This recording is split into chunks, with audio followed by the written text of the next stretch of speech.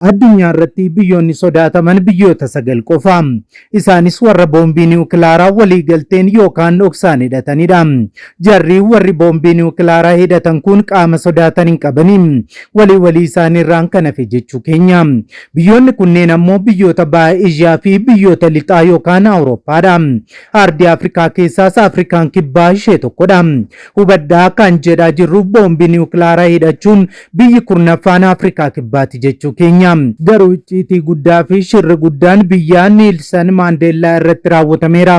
Dhugaa dubbachuuf addunyaa irraa nagaan akka jiraatuuf biyyi tokko yookaan qaamni tokko qofti dhiifama gochuu fi nagaa labsuun hin danda'amu. Yoo addunyaa guutuun itti walii gale malee jechuudha. Addunyaan hundi tokko tokkoon wal kabajee wal wajjin jiraachuuf ammoo wal qixa ta'uun dirqama. Karaa humna waraanaatiin jechuudha. Karaan ittiin wal qixa ta'an ammoo boombii niwukilaaraa hidhachuunidha. Ammatti biyyoonni hedduun karaa sana yaalanii lubbuu isaanii itti wareeganii fiixa ba'uu dadhabaa jiru. Kan akka Iraan fa'aa jechuu keenya. Garuu warri duraan dhoksaan hatattamaan hidhatan abbaa barbaadan mataa keessa qoraasaa daangaa isaanii seeksifataa of kabachiisaa jiraatu. Biyya Afrikaa tokko biyyi nagaa jechuun beekamtu Afrikaan kibbaa biyyi gootichaa Niilsan Maandeellaa garuu niwukilaara hidhattee fiixee addunyaa qixxee Ameerikaa, qixxee Raashiyaa, qixxee Chaayinaa, qixxee Israa'el geessee dhaadannoo Afrikaanotaa taatus goyyomsanii harkaa fudhatan. Erga goyyomsanii shiraan harkaa fudhataniin booda garuu gurra keessa garafaa akkuma Afrikaanota biroo of jalaa fiigsaas jiru.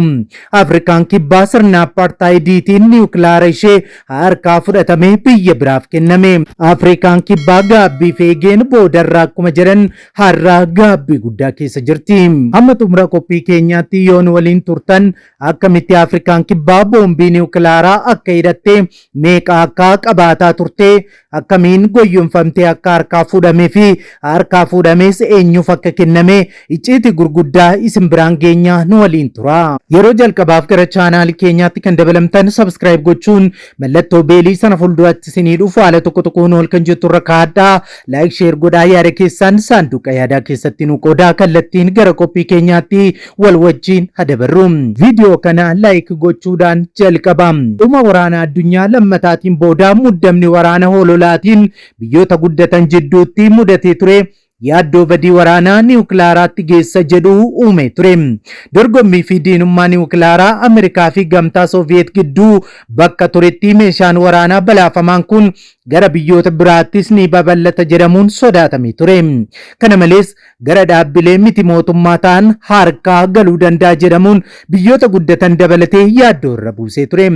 Yaaddoo kana to'achuuf yeroo sanatti pirezidentii Ameerikaa kan turan Dwight Eisenhower biyyoonni bara 1853tti akka boombii niwukilaaraa hin qabaanne dhorkaman anniisaa niwukilaaraa tajaajila nagaatiif akka fayyadaman sochii Atoms for Peace jedhu eegalan. Bara 1957tti ammoo dhaabbanni to'annoo anniisaa atoomikii idil addunyaa kan qaama United Nation kan hundeeffame yoo ta'u waggaa 10 booda ammoo bara 1968tti yaaddoo babal'achuu niwukilaaraa ittisuudhaaf waliigaltee ifaa taasifame. Haa ta'u malee babal'achuu meeshaa waraanaa niwukilaaraa kana ittisuuf waliigalteen taasifame akka yaadametti biyyoonni addunyaa meeshaa waraanaa akka hin qabaanne dhorkuu hin dandeenye. Boombiiwwan niwukilaaraa baay'ee cimoodha. Adeemsa dho'insaa kana keessatti boombichi humna kan argatu atoomii fi aizotooppii irraa yoo ta'u kanaafidha maqaan isaa boombii atoomikii kan jedhame. Meeshaaleen niwukilaaraa carallaan olaanaa sababii gadhiisaniif sababii carallaatiin dhukkubbiin mudachuu fi miidhaansaa yeroo dheeraaf turuu danda'a. Haa ta'u malee seenaa addunyaa keessatti meeshaan kun faayidaarra kan oolfame yeroo lama qofaadha. Kunis dhuma waraana addunyaa lammataa irratti magaalota Jaappaan Hirooshimaa fi Nagasaakii irratti ture. Kanaanis badii olaanaan qaqqabuun isaa ni yaadatama. Sababii boombii magaalaa Hirooshimaa irratti dhukaafameen carallaa uumameen yeroo dheeraa ture namoonni gara 80,000 ta'an du'anii ture. Nagasaakiittis akkuma kana namoonni 70,000 ta'an du'aniiru.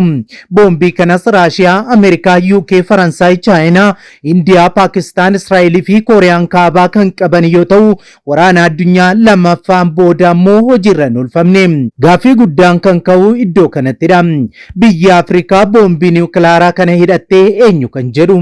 Yeroo sanatti biyyoonni jalqabaa meeshaa atomikii kana hidhatan Ameerikaa fi gamtaa Sooviyeet yoo ta'an itti aansuudhaan Awurooppaa keessaa UK fi Faransaay, Eeshiyaa keessaa Chaayinaa fi Kooriyaan kaabaa, Indiyaa fi Paakistaan akkasumas baagiddu galeessaa keessaa ammoo ifatti meeshicha qabaachuu amanuu baattulleen Israa'el Afrikaa keessaa ammoo biyya apartaayidii jala turte biyyi gooticha Niilsen Maandeellaa Afrikaa kibbaa akka ta'an himamaa tureera.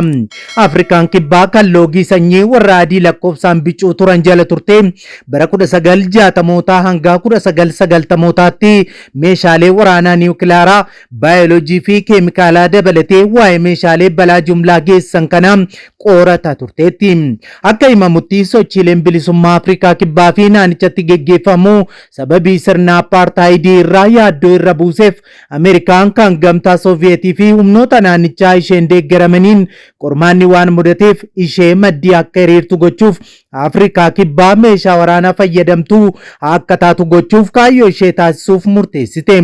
Kanaanis Afrikaan kibbaa meeshaa kana adda waraanaatti fayyadamuuf osoo hin taane dhiibbaa kallattii mara irraa sirna loogii sanyii ishee irra ga'u tasgabbeessuuf akka ittisaatti qabatte turte. Kanaanis meeshaa niwukilaaraa gara 6 ta'an dhoksaadhaan qopheessite turte. Adeemsa meeshaa waraanaa niwukilaaraa qopheessuu Afrikaa kibbaa keessatti ogeessonni Ameerikaa, ogeessonni Paakistaan, ogeessonni Israa'elii fi Taayiwaan haala adda addaatiin hirmaataniiru. Galtee meeshaa waraanaa niwukilaaraatiif adda durummaan kan oolu yuraaniyeemiin kan qabdu Afrikaan kibbaa erga meeshaa waraanaa kana harka galfatteen booda hangaan yeroos ministeera muummee biyyattii turan faayidaa meeshaa waraanaa kana ilaalchisee waraanaaf osoo hin taane adda durummaan sadarkaa addunyaatti dandeettii faayidaa ofiitiif falmachuu akka ol kaasuuf meeshaa siyaasaati jedhaniiru. Afrikaan kibbaa dandeettii sochii bilisummaa ishee biyyoota naannawaa ishee jiran Sooviyeetii fi Kuubaan kanneen deeggaramanii fi yeroo dhiibbaan dhufetti barbaachisummaan meeshaalee waraanaa niwukilaaraa harka ishee jiru hir'ataa dhufu sirnichaaf balaa akka qabaatu waan hubataniif meeshicha dhabamsiisuu yaaduu eegalte. Wayita dhumni sirna apartaayidii dhiyaatettis mootummaan Afrikaa kibbaa kaka'umsa isaatiin meeshaalee waraanaa niwukilaaraa kanneen barbadeessuun qaxanichaa fi siyaasa idil addunyaa keessatti wal amantaa cimsuu fi fudhatamummaa argachuuf tarkaanfii murteessaadha jedhee yaade. Kanaanis sirni apartaayidii kufee mootummaan hawaasa gurraacha bal'aa Afrikaa kibbaatti osoo hin hundeeffamin dura boombiiwwan niwukilaaraa qabdu balleessuudhaan sagantaa ijaarsaa meeshaa waraanaa gaggeessaa turte fedhii isheetiin dhaabde. Isaan booda bara 1991tti mallatteessituu waliigaltee ittisaa babal'achuu meeshaa niwukilaaraa ta'uudhaan sakatta'iinsa eejensii anniisaa atoomii idil addunyaatiin taasiseen bara 1994tti xumuruun Afrikaan kibbaa meeshaa waraanaa niwukilaaraa 6 harkaa qabdu barbadeessuu mirkaneesse. Kanaanis Afrikaa keessatti meeshaa waraanaa niwukilaaraa hidhachuun yookaan 6 qabaachuun dursaa kan turte Afrikaan kibbaa sagantaa waggootaaf gaggeessaa turte guutummaatti dhiisuudhaan goyyomte tarree biyyoota addunyaa meeshaa waraanaa niwukilaaraa hidhatan keessaa baate. Afrikaan ardiiwwan addunyaa kanarratti albuudotaa fi qabeenyawwan uumamaa adda addaatiin badhaadhan keessaa isaan tokkodha. Yuraaniyeemiin meeshaa waraanaa niwukilaaraatiif murteessaa ta'e biyyoota Afrikaa hedduu keessatti argama. Dhuma waraanaa addunyaa lammaffaa irratti Ameerikaan haleellaa boombii niwukilaaraa isa jalqabaa magaalota Jaappaan irratti yeroo raawwattetti kan boombiiwwan sana oomishuudhaaf hojiirra oolfame yuraaniyeemii Dimokiraatik Koongoo irraa Ameerikaan fudhattedha. Albuudni yuraaniyeemii sadarkaa adda addaatti qulleeffame meeshaa waraanaa niwukilaaraatiif kan oolfamu yoo ta'u biyyoonni hedduun albuuda akka qaban himama. Biyyoota albuuda kana oomishan ijoo 10 keessaa 3 Namiibiyaa, Niijerii fi Afrikaan kibbaa warra muraasadha. Albuudni kun tajaajiloota hedduuf kan oolu yoo ta'u akka faayidaadhaan ala badii irra hin oolfamneef dhaabbanni atomikii idil addunyaa to'atu to'annoo ni taasisa. Gaaffii ijoo guddichi biyyoota akkamiitu boombii niwukilaaraa kana hiirachuu danda'a jedhus asitti kaa'ama. Sadarkaa yaadrimeetti teeknooloojiiwwan beekumsii fi dhaabbanni kam biyya qabutti meeshaa waraanaa niwukilaaraa hidhachuu yoo danda'e kan jedhu kan daangessu waliigaltee idil addunyaa asitti dhufa. Waliigalteen biyyoota addunyaa keessatti meeshaa waraanaa niwukilaaraa babal'isuu ittisuuf waliigalame kunis meeshaa hamaan kun akka harka biyyoota hedduu hin galle kanneen jiranis akka daangeffaman kan taasisudha. Bara 1970mootaan booda Ameerikaa, Raashiyaa, UK, Faransaay fi Chaayinaa dabalatee biyyoonni 191 waliigaltee kana mallatteessaniiru. Biyyoonni shanan kunneen ammoo waliigaltichaan dura waan meeshaa waraanichaa ijaaranii fi yaalanii xumuraniif akka meeshaa niwukilaaraa qabaataniif waliif eeyyamanii. Haa ta'u malee biyyoonni kunneen meeshaa waraana niwukilaaraa akka qabaataniif eeyyamamulleen haala waliigaltichaa akka hanga dhumaatti qabatanii itti fufaniif osoo hin taane akka adeemsa keessaa irraa jalaan hirrisaniif walii galanii. Meeshaa waraanaa niwukilaaraa qabaachuus ta'ee akka hin qabne kan hin mirkaneessan Israa'el, Indiyaa fi Paakistaan waliigalticha hin mallatteessine. Akkasumas Kooriyaan Kaabaa waggaa 20 dura waliigalticha keessaa obbaafte. Biyyi jabaattee hojjattee hidhatteetti ofiis kabachiiftee jirti. Addunyaa irratti sadarkaan sodaatamummaa ishee ol ka'ee jira. Yeroo ammaa kana addunyaa kana irratti biyyoonni boombii niwukilaaraa hidhatanii daangaa isaanii of kabachiisanii jiraatan biyyoota 9dha. Kana irraan kan hafe biyyi Israa'elii fi Paakistaan akkasumas Hindiin dura boombii niwukilaaraa hidhattee Afrikaan kibbaa shiraa fi goyyomsaa ishee irratti taasifameen biyyoota boombii niwukilaaraa hidhatan keessaa of baafte. Kanaanis biyyoonni Awurooppaa fi biyyoonni Ameerikaa akkasumas biyyoonni guddatan har'a mataa keessa qoraasanii akkuma biyyoota hiyyeeyyii Afrikaa biroo bulchaa jiru. Odeeffannoowwan hin mirkanoofne akka ba'aa jiranitti boombiin niwukilaaraa fi yuuraaniyeemiin Afrikaan kibbaa gabbisaa turte warshaa isaa wajjin gara Israa'elitti dabarfaman kan jedhan ni ibsamu. Haa ta'u malee ragaa quubsaan hin jiru. Walumaa galatti Israa'el bara 1948 yeroo hundeeffamtutti meeshaan boombii niwukilaaraa ijaaruun qaba jechuun jalqabaa ijaarrattee dhoksaadhaanis boombii niwukilaaraa hidhatte. Sana dura ture Afrikaan kibbaa biyyi Afrikaan marti silaa itti boonu boombii niwukilaaraa kana hidhatte kan shiraa fi goyyomsaadhaan harkaa fuudhame jechuudha. Har'a garuu boombii niwukilaaraa kana hidhachuun tasumaan yaadamu. Boombii niwukilaaraa kana hidhachuuf fiixee kan geesse biyyi Meedoon Faaris durii yookaan addunyaa biyya 127 bulchitee turte Iraanonni har'a boombii niwukilaaraa kana hidhannu malee jedhanii biyya aangaa'ota isaanii wagga waggaan lubbuu isaanii wareegan keessaa fi fakkeenya guddaa nuuf ta'an keessaa isaan tokkodha.